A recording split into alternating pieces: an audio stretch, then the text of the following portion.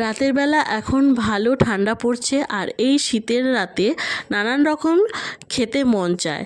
তাই আজ রাতে বানিয়ে ফেললাম মেনু চিকেন কিমা ঘুগনি। বেশ ভালো লাগে।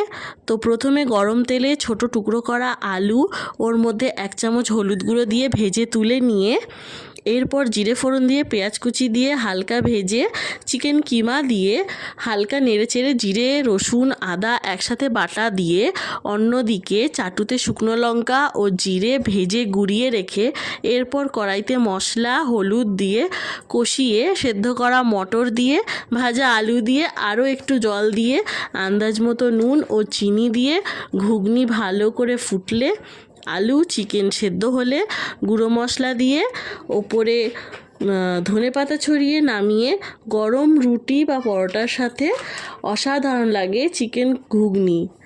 আর মুখের মধ্যে যখন চিকেনের টুকরো পড়ে আরও যেন মনে হয় এর স্বাদ দ্বিগুণ হয়। তো ভিডিওটা ভালো লাগলে লাইক কমেন্ট করবেন।